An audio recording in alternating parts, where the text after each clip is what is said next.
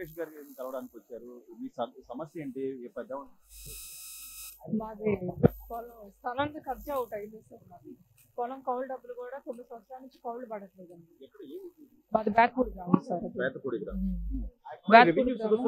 రెవెన్యూలు అక్కడ ప్రతి ఒక్క సర్వేయర్ గానీ లేదా ఎంఆర్ఓ మొత్తం అందరూ అధికారులు ఒక దగ్గరే ఉంటున్నారు కదా. అందరూ ఉన్నారు సార్, అందరూ ఉన్నారు. గత ప్రభుత్వం వాళ్ళు అందరూ కూడా కావాలని చెప్పేసి అప్లికేషన్ అన్ని పక్కన వేసేసారండి మొత్తం.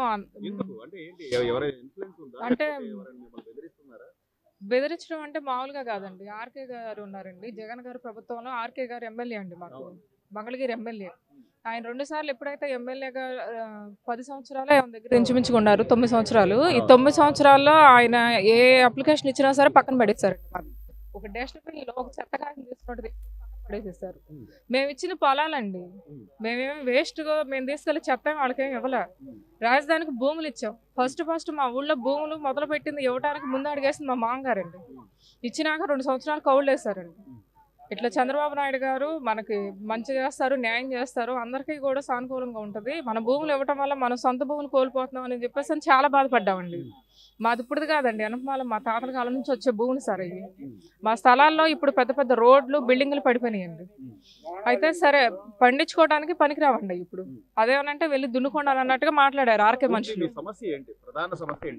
కౌలు రానివ్వలేదండి, రావట్లేదు. 9 సంవత్సరాలు అయిపోయింది. కౌలు తినడానికి కానీ మా పిల్లలకి ఫీజులకు కానీ మా అత్తగారికి హెల్త్ పాడైపోయిందండి. ఇప్పుడు అమరావతి భూములకు సంబంధించిన రైతుల అసోసియేషన్ లో మీరు చెప్పుకున్నారు. అది అంతకు ముందు తిరిగాం సార్, మేము అంతకు ముందు అవ్వలేదండి. ఇక మాకు తెలిసింది ఏంటంటే లోకేష్ గారిని కలిసాం సార్. ఆయన మంత్రి నారాయణ గారి దగ్గరికి పంపిస్తాం. ఇది ఆర్కే గారి ప్రభుత్వంలో ఇదిగో సార్ మాది కిరాణా షాప్ అండి. ఇది మాది కిరాణా షాప్ అండి. ఇది మా మామగారు ఉండగా 40 సంవత్సరాలు మా అత్తగారు మా మామగారు కష్టపడి కొనుక్కున్న స్థలం అండి. మాది 2 సెంట్లేనండి, మా అదే ఎక్కువ అండి. మాది 2 సెంట్లేను. ఆ 2 సెంట్లో మేము వ్యాపారం చేసుకుంటే మా కుటుంబం గడుపుకుంటా మా షాప్ ఎదురుగా ఉన్న గుడి కూడా మేమే బాగు చేయించుకున్నామండి. మా ఊళ్ళో రాములవారి గుడి 5 లక్షలు అండి, సీటీ పాట కట్టుకొని బాగు చేయించుకున్నాం.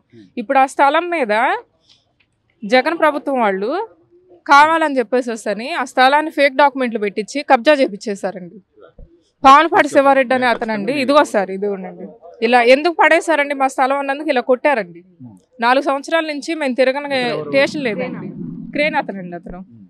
ఇట్లా క్రేన్ పెట్టి పడేసేసి స్థలాన్ని మనుషులను కూడా కొట్టి అడ్డ వెళ్ళినందుకు కనీసం పోలీస్ స్టేషన్కి వెళ్తే మాకు న్యాయం కూడా జరగలేదండి. 4 సంవత్సరాల నుంచి కోర్టు చుట్టూ పోలీస్ స్టేషన్ చుట్టూ తిరగందలేదు సార్. మేము ఇంత అన్యాయం జరిగింది సార్. 4 సంవత్సరాలు కూడా ప్రభుత్వం తొందరగా దిగిపోవాలని మేము మొక్కున్నామండి. ప్రతి దేవుడికి కూడా తిరగని గుడి లేదు. ప్రభుత్వం దిగిపోతే ఈ ప్రభుత్వం వస్తే మంచి జరిగిద్ది అని చెప్పేసి అని ఎన్నో గుళ్ళు తిరిగామండి మేము. ఇప్పుడు వచ్చినాక మేము న్యాయం చేస్తారు లోకేష్ గారు అని చెప్పేసి అనుకుంటున్నాం సార్. మేము సార్ కలిసామండి, కలిసాము, మేము చూస్తామని చెప్పేసి అని అన్నారు సార్. లోకేష్ గారు ప్రజా దర్బార్ నిర్వహించడం మొదలు పెట్టిన దగ్గర నుంచి కూడా రాష్ట్ర వ్యాప్తంగా వాళ్ళ సమస్యల గురించి ఎంతో మంది వస్తున్నారు. ఈ రోజు మీరు ఏ సమస్య గురించి మేము ఆంధ్రప్రదేశ్ పట్టణ సంక్షేమ సంఘం గౌరవాధ్యక్షుని సార్. నేను మాది రాయలసీమ, తర్వాత ప్రకాశం జిల్లాలో మా వాళ్ళు ఎక్కువగా ఉండరు. మాది బీసీలో బీసీఏ సీరియల్ నెంబర్ 41లో ఉంది. పోస్ట్ బ్యాక్వర్డ్ క్లాసెస్లో కూడా సీరియల్ నెంబర్ 30లో ఉంది. మేము సపరేట్ మాకు ప్రత్యేక కార్పొరేషన్ కావాలని మేము అడగడం జరిగింది. తర్వాత ఒకవేళ ప్రత్యేక కార్పొరేషన్ వీళ్ళకి లేనట్లయితే మాకు ఎంబీసీ చైర్మన్ పదవి కావాలని మన రెడ్డప్ప గారిని కదిరి కాన్స్టిట్యూన్సీ నుంచి మనం రికమెండ్ చేయడం జరిగింది స్టేట్ అసోసియేషన్ తరఫున. కాబట్టి ఆయన కూడా బాగా స్పందించి తప్పకుండా మీకు పరిస్థితులను బట్టి ఇవి ఇచ్చేదానికి అవకాశం ఉంటుంది, తప్పకుండా కార్పొరేషన్ చేస్తామని ఒకటి. తర్వాత అది లేకపోతే చైర్మన్ పదవైనా మీకు మీ యొక్క పర్ఫార్మెన్స్ చూసి మీకు ఇవ్వడం జరుగుతుందని. వెనకబడిన తరగతులనగానే ఈ ప్రభుత్వంలో ఖచ్చితంగా కార్పొరేషన్ ఏర్పాటు చేయడం, ఆ కార్పొరేషన్ నిధులు ఇవ్వడం ద్వారా వాళ్ళకి ఎంతో కొంత వాళ్ళ జీవనాభివృద్ధి కానీ లేకపోతే ఆ జీవనాధారానికి సంబంధించిన అనేక అవకాశాలు కల్పించడంలో తెలుగుదేశం పార్టీ అనేది ఖచ్చితంగా ఒక ముద్ర ఉంది.